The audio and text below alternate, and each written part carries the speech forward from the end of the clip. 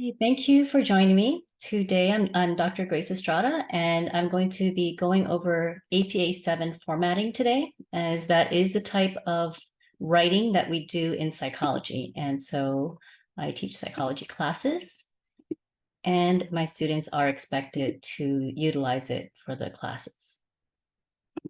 All right, so here we go. So this is just a summary of the APA 7 guidelines. It does not replace the formal APA 7 textbook, but I believe that this, in conjunction with the Al Purdue website, will be sufficient enough so that you will not have to buy that APA 7 textbook. So when we talk about APA 7 format, there really are several levels of writing. So on one level, we're just talking about organization. In other words, how is the information presented? On another level, we're talking about expression. So in addition to just where information is placed, we're also talking about how it is communicated. Formal, straightforward, and biased. When we talk about unbiased, that means we don't do things like take the male generic, right? So you wouldn't say, hi guys, we would talk about hello class or something like that. So we're trying to really keep the language as unbiased as possible. We also believe in person first language, and that means that we don't say manic depressives. We might say people with bipolar disorder. So we always consider, because we're talking about psychology especially, that individuals are people first, and those people may have certain conditions that afflict them, but the condition does not define the person. And there's mechanics. So this is what a lot of, what most people have trouble with are the mechanics, the low level style. What are the details? What is italicized? What is bolded? Those kind of things. That's what we mean by mechanics. So for levels of APA, there are just three, right? Organization is the highest level, then expression, and then the lowest level really is mechanics. Any questions? All right, so here's some basics. In APA format, you have 1-inch margins all around, top, bottom, both sides. So in some writing formats, the left margin is a little bit bigger than the others. For APA, it's even. It is also double spaced, and the double spacing is consistent. So you should not be adding extra spaces between the heading and the first paragraph, or in between reference page entries in your reference page. So double spacing needs to remain consistent. The font should also be consistent. It's really distracting to read a paper and the font changes. And I know sometimes people copy and paste, and that's fine. You can copy and paste, but you also need to make sure that your font is consistent throughout your paper. Also in APA 7, every single page has what we call a running head, and that's the the header at the very top. The running head is in all uppercase, all caps. It's flush left, and then the page number is on the same line as the running head, and it's flush right. So we look for that. Also, there's a page number on each page, including the title page. So that's a little bit different from even APA 6. Any questions? Okay, so we do have some recommended fonts. I'm not going to be very strict about the font, I'll be honest with you. Generally, people use Arial or Times New Roman. I really care more about that consistency, right? I'm not going for a minimum number of page numbers, so the size doesn't matter as much, although we don't go more than 12 points in APA 7. Running head.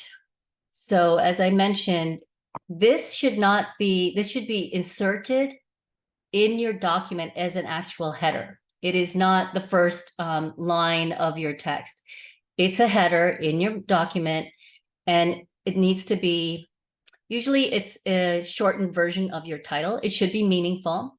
And the idea is that if someone forgot the title of your paper, for example, they can glance at the top of the run and see the running head and have a good sense of what the paper is about. So the running head is either a shortened version of your paper or it's a meaningful summary. There is a character limit. So character includes spaces and any other, you shouldn't really have any kind of punctuation in a running head, but you cannot exceed 50 characters.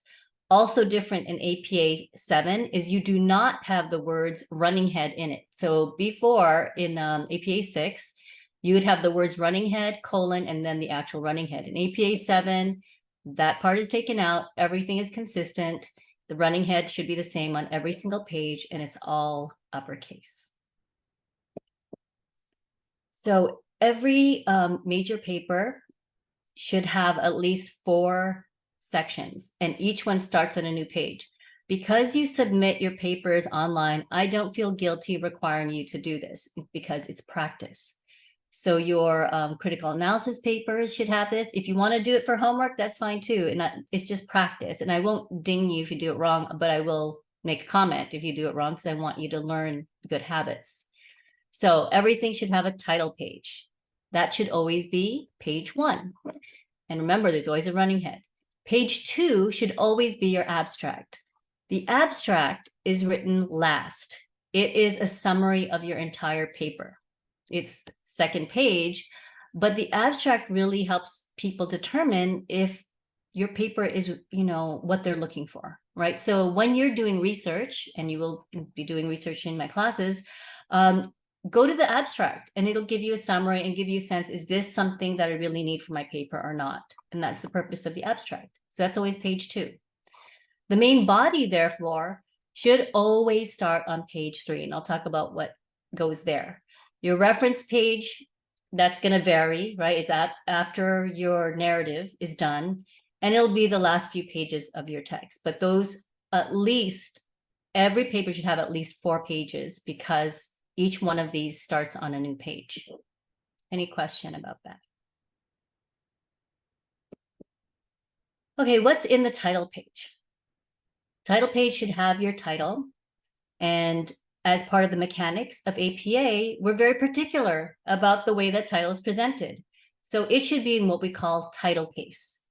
Title case means that all the main words and words longer than 3 letters are capitalized, right? Sort of like when you look up at a movie or something like that, or a novel, right? The title of a novel.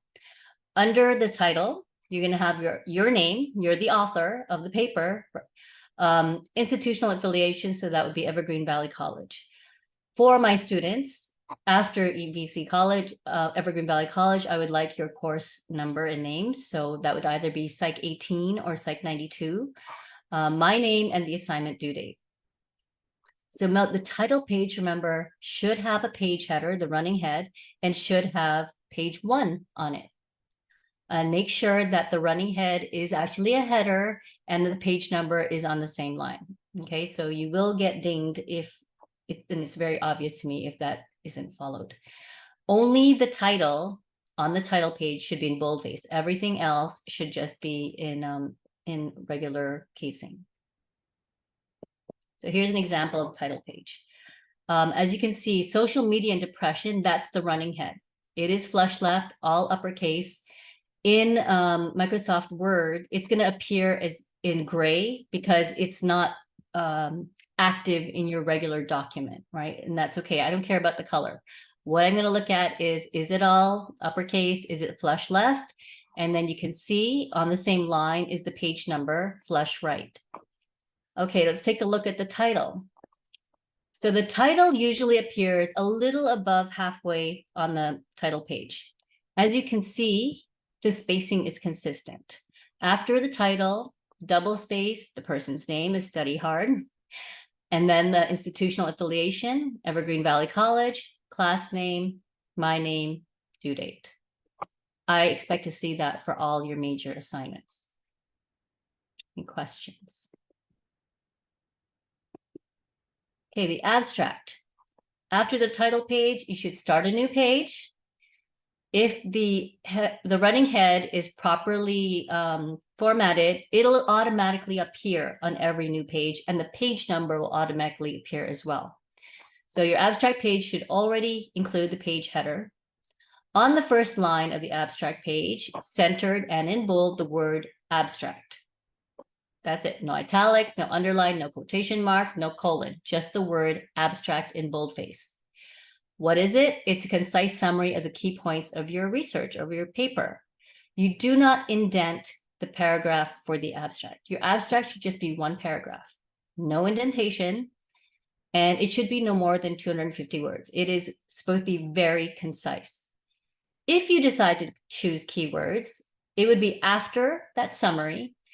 The word keywords is indented 1/2 inch from the left margin, and it's italicized. Only the word keywords is italicized. Then you have a colon, and then you have the list of keywords. The list of keywords is not italicized. The purpose of keywords is to make it easier for people to do a search for your paper. Is it required? No, but many people do just for practice. So here is a sample of the abstract page. It's nonsense, right? It's just Latin, but what's important, you could see at the top, there's your running head. It's Purdue Online Writing Lab sample abstract. There's the number, flush right. Here's the title. This is a level 1 title. It means it's the first title or first heading on the page, and it is centered. It is boldface. There is no underline, no colon. It's just the word. As you can see, the paragraph isn't indented for the abstract, and there's the keywords are indented. The word keywords is italicized. There's the colon, but the actual keywords themselves are not italicized. So all these little details, I do expect you to learn. You will not be tested. Only my Psych 18 class will have this on their final exam. It is not going to be on midterm 1. But you will be graded on it, on your papers and everything. So the way I grade is I'm pretty lenient at the beginning. And then as the semester goes, if people aren't paying attention to my feedback, then I start to deduct more points for the mistakes. Headings. So I mentioned that the title abstract is a level 1 heading. So level 1 heading is your very first type of heading. It's sort of the overarching theme of your paper. So every level 1 heading, every new page has a level 1 heading. That means the title on the new page will always be centered, boldface, and title case heading. And then you can see it says text starts a new paragraph. Now, let's say you want to include subheadings to organize your paper better. So after that level 1 heading, you're going to do a level 2 heading. And what does that mean? Level 2 is left, so it's no longer centered. It's going to be flush left. It's also going to be boldface and title case heading. So an example of a level 2 heading could be like materials, if you want, or if we're talking about our in the news paper, you might say main claims. Something like that could be a level 2 heading. Now, let's say the main claims that you have that you're using is level 2 has some subheadings, maybe claims, popular claims for media. So that's like another subheading. So it's if you have a subgroup, then you're going to use a level 3 heading, and that would be flush left. Now you're making it italicized and still title case heading. So if you notice, what's happening is only one characteristic of the heading changes at a time. So your level 1 heading, centered, boldface, title case. Level 2 heading, now it's flush left, but it's still boldface, title case. Level 3 heading, now it's flush left, boldface. What do you add? The italics, and it's title case heading. So each time you are slightly changing one characteristics, and that's to help the reader follow the organization of your paper.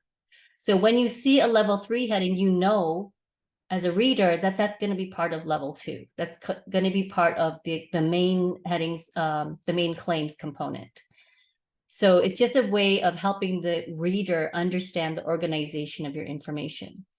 I do not expect any of you to go beyond level 3. Many of you will not even go beyond level 2. So, but understand that there are 5 different headings in APA format, and that each one does have a slightly different characteristic from the others. And it's to help the reader understand what component of the paper they're reading. Any questions? Okay, so here's a sample of heading levels. So let's say you're reading about a study, some kind of research study, and you can see they decide to put level 1 heading of method. So what is part of the method of a study? Well, level 2, they're going to talk about participants, and the participants they decide to put into subgroups. The subgroups are teachers and students, and that's why teachers and students are level 3. When you're reading the paper and you see, oh, those components that are italicized, I know that they're actually part of that subgroup right above them, participants. So let's look. Then they put another level 1 heading, results. So they're separating the paper into main components, right? Method, results, and then probably discussion afterwards. So another major component of the paper would be results. The results are split, it looks like to me, into 2 main components: spatial ability and kinesthetic ability. Spatial ability is divided into test 1 and test 2. See, I can see spatial ability is level 2 heading, and the level 2 headings, right, when that tells me that there are other subheadings underneath. Level 3, test 1 and test 2 are a subgroup of level 2. The level 2, spatial ability and kinesthetic ability, are subgroups of the results component of the paper. It sounds a little complicated, but if you look at it, it actually worked backwards, right? Teaching assistants, they're types of teachers in training. So teaching assistants is a component of teachers in training. Teachers in training and teachers with experience are components of test 1. Test 1 and test 2 are components of spatial ability. Spatial ability and kinesthetic ability are components of results. And so it's just a way of organizing the information. Do you have to get this complicated in your papers? No, you do not. All right, so once you're past your title page and abstract, now let's get into the nitty-gritty of your introduction. So the body of your paper will always start on a new page. So page 1, page 1, title page. Page 2, abstract. Page 3 is your body, the start of your body. How do we know it's the start of the body? Well, the title that you had on your title page should appear as a level 1 heading at the beginning of the body of your narrative. Okay, I should never see the word introduction as a heading in your paper. We don't do that in APA. Okay, so the body of the paper should start on a new page. The body of the paper should have a level 1 title that matches the title on the title page. It should not have a title or subheading of introduction. What should you have in your introduction? Well, you should have a hook. You should have some way that you're capturing the reader's interest. You should have a brief background, enough to give the reader a sense of what it is you're talking about in your paper. Again, the idea is to let people know, should they keep reading, or maybe this isn't the right kind of paper that they want to read. You should explain the significance of your topic. A lot of times what we're doing is we're justifying why should you continue reading this? Why is it important what you're doing? Make sure you have a clear and specific thesis, and also give an outline. So in this paper, I'm going to discuss how purple sloths often like to be found near bodies of water in Africa, or something like that.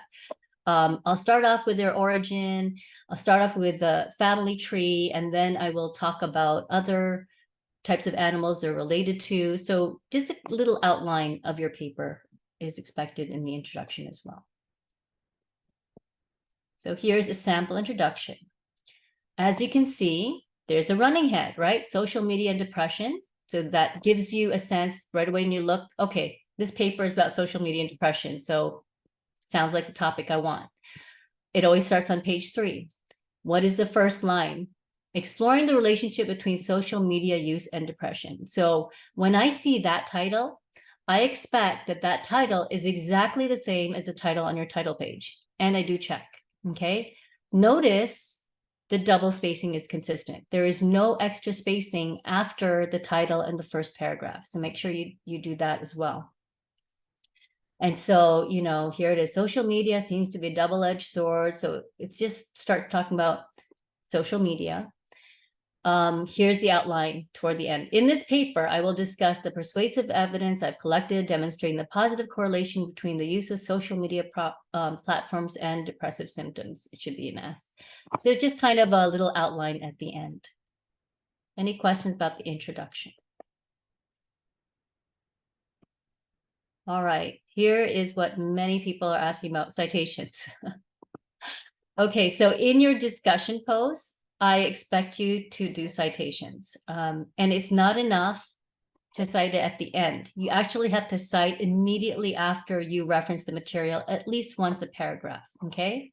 When do you cite?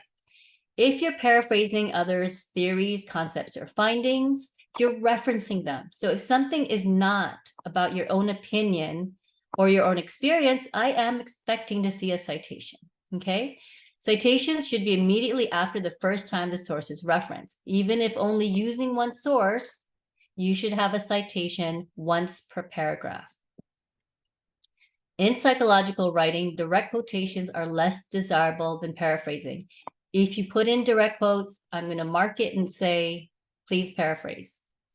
The reason this is so is that when you paraphrase, it's clear to the reader, you understand what it is, the reference that you are using. When you're using direct quotation, there's no interpretation at all, right? So it's not really clear how you as the writer are interpreting the information. So that's why paraphrasing is important. But even when you paraphrase, you should be citing. If you are using another's words, you must put them in quotation marks and cite the page number. Always introduce a quote with your own words. For example, so that the quote does not stand alone. That's not going to work. So you should always have something, some kind of lead in before you introduce the quote. How do you cite two authors? It would look like this: author one, and using the ampersand, author two, comma, space, the year it was published, comma, space, page number, right? P period, and then your page number, and then closing parentheses. All of these things I pay attention to. When citing a reference that you read about in a secondary source, you should use the name of the original source in the text and then cite the secondary source in parentheses. This is known as cited format, as cited in format. So let's take a look. For example, as Adams, 2019, put forth, it is possible that blue elephants simply like being close to trees, but do not necessarily climb them, as cited in Smith et al., 2006, page 29. So what this is saying is that in Adams' paper, they were citing Smith's finding about the blue elephants. Okay, so when you say, a lot of times, for example, our textbook cites other sources. And so you might say, as Lally and French indicated, and then you would say, as cited in, so let's say, as Freud indicated, and then you would put as cited in Lally and French, and then where they have it. Okay, so that's how it would work.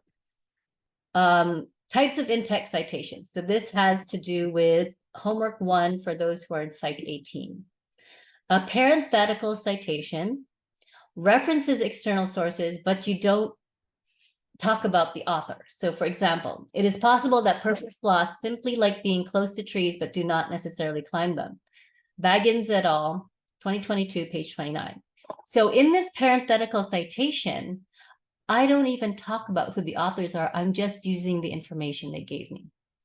A direct reference citation, on the other hand, includes the author's name in the text. They're explicitly mentioned in their narrative. For example, you might say, as Baggins and colleagues, as Baggins and colleagues 2022 found, comma, it is possible that purple sloths simply like being close to trees, but do not necessarily climb them.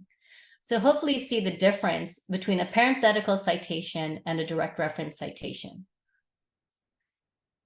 So when I ask for a parenthetical citation, I do not expect the author's names to be in the narrative. I expect to see it in parentheses. And in a direct reference citation, I do expect the authors to be directly indicated in the narrative. And then I just probably see the year and the page number in parentheses. That's the difference between parenthetical and direct reference citations. Any questions? Okay. When you have only one or two authors, you should always list both authors, okay?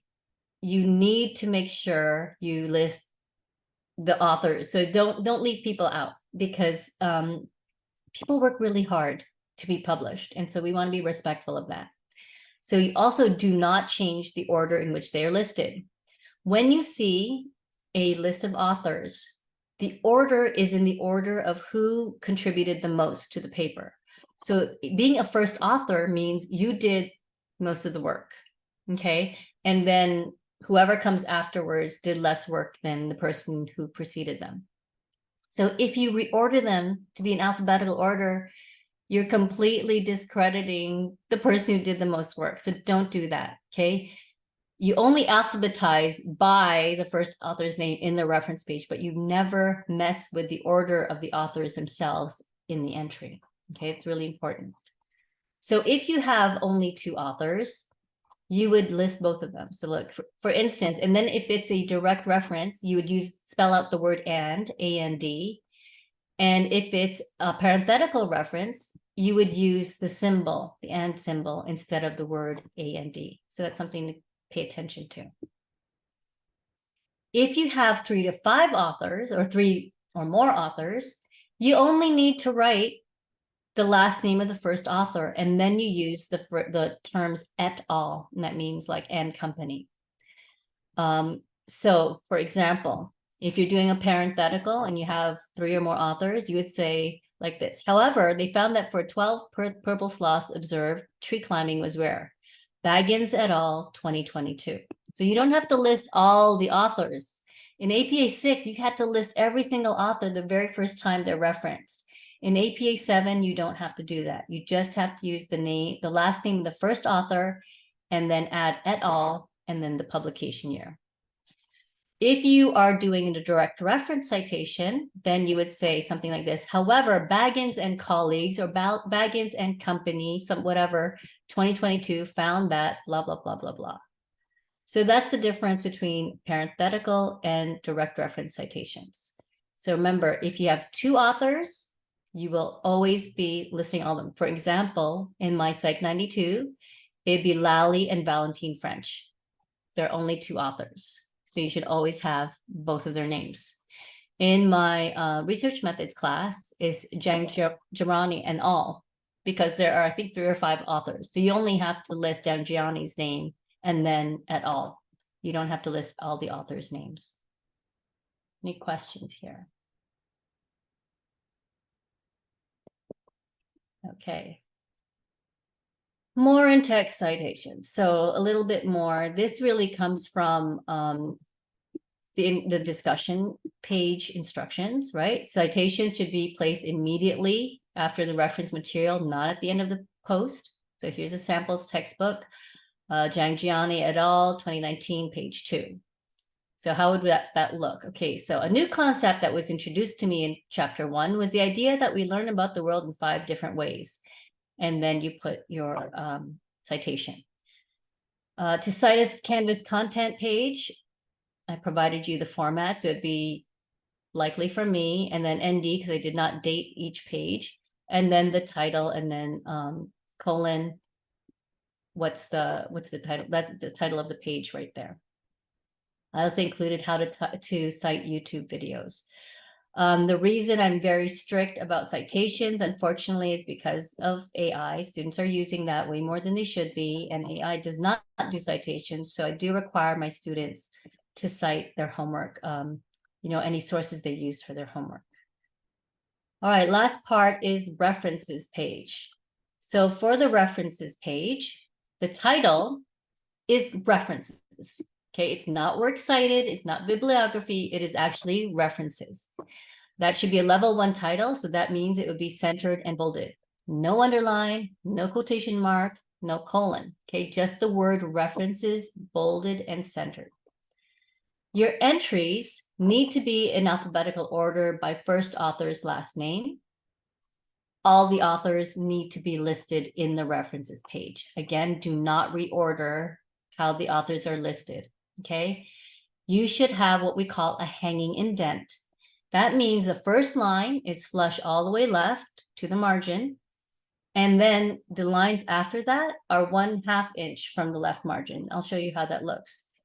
The reason we do that is that it's really easy to tell where one entry ends and the other one begins. It makes it, it's a nice organizational tool. All authors' names should be inverted. In other words, last names should be provided first. Again, do not reorder author names when there's more than one author. Remember, they are listed in order of their contribution. So you do that, and then the first names, all you include is the initial. You do not include the entire first name, okay? Author's first and middle names should be written as initials. For example, the reference page entry for a source written by Jane Marie Smith would begin with Smith, comma, J period, M period, right? That's what we mean by inverted. If the middle name isn't available, just initialize the author's first name, Smith, comma, J period. That's how we would do it for a reference page. So here's an example of the reference page. As you can see, the reference page has the running head and it has a page number, and there is the title references. So in your homework 1 for my Psych 18 class, this is what I'm looking for part 2. I want to see this, where the running head, page number, the heading, level 1 heading, and then your reference page entries. So the reference page entries need to be in alphabetical order, not the order that they were presented to you in the homework. Okay, let's take a look. So Alan, so you could see there is the name, last name of the first author, initials. After the period of that initial is a comma, space, and then there's the name of the second author, comma, space, initial, period, comma, space, last name. So you just keep doing that. Now, before the last author, there's a change. You have that and symbol. So you don't just list the name of the last author. You indicate it by that and symbol, then Waters, comma, L period.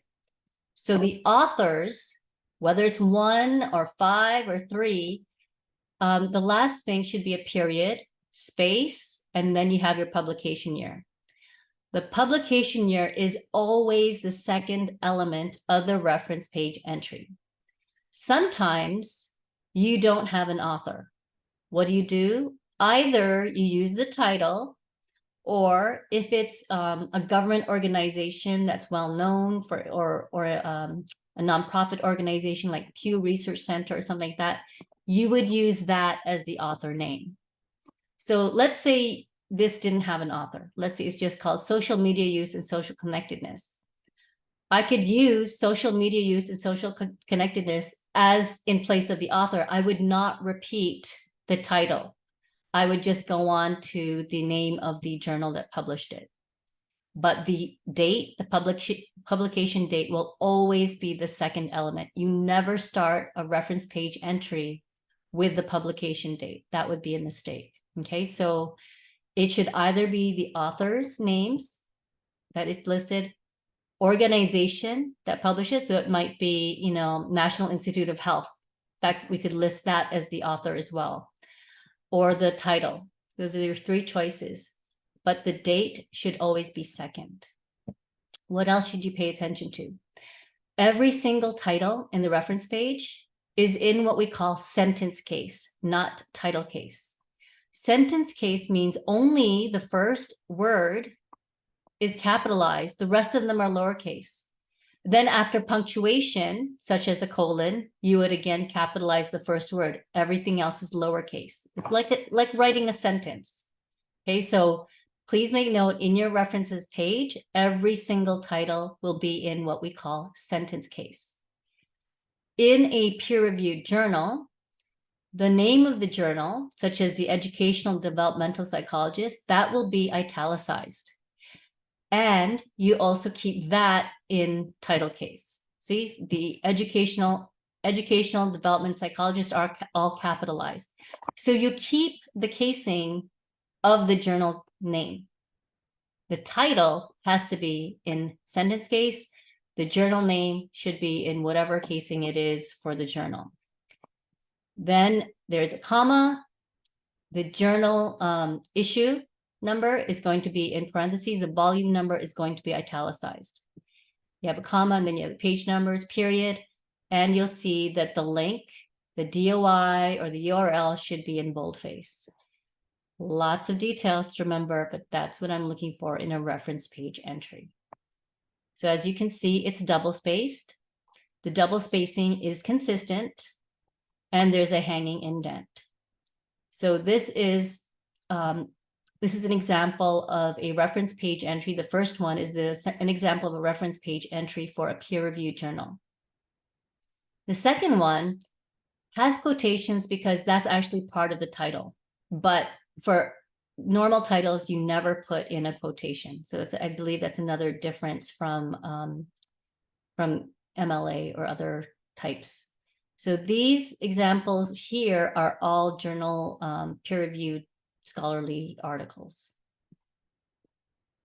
Okay, so reference page entry format. So each type of entry has its own formatting, which is, annoying. You might think it's really annoying, but actually it helps because when you're looking at the reference page of a journal, you right away know how many peer-reviewed journals they used, how many electronic sources they used, how many books. So it's a way of helping the reader understand, without having to look at every single entry, what types of sources were used in the paper. That's really why each type of entry has a different kind of format.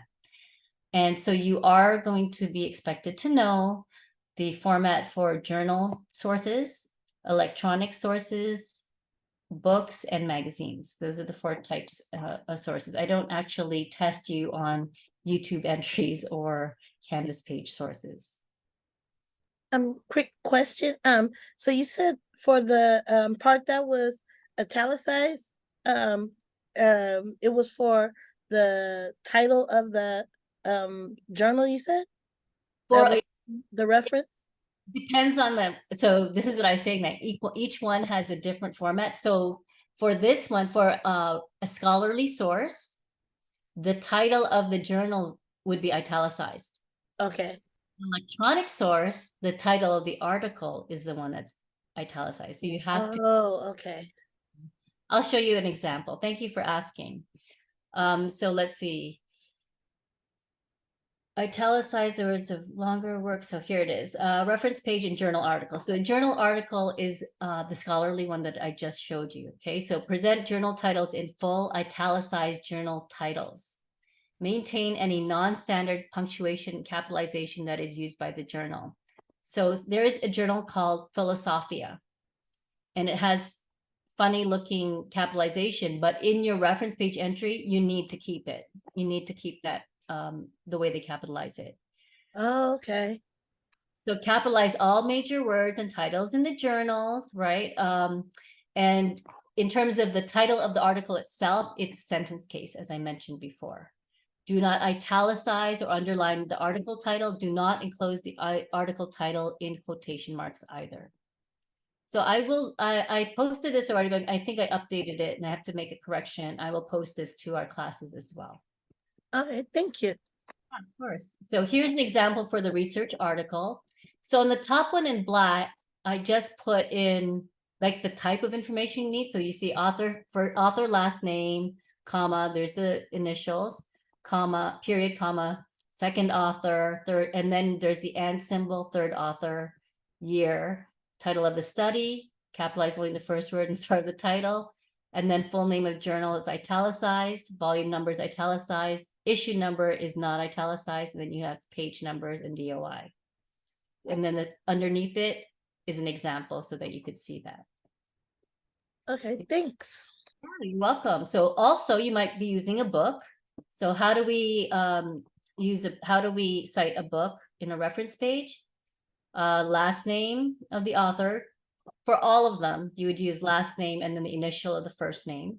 Remember that for all types of entries, the second element will be the publication date. And then as you can see here in a book, you actually italicize the name of the book. and then you indicate the publishing company, and that's not italicized. Something new for APA 7 is you do not include the year of, you do not include the publication city.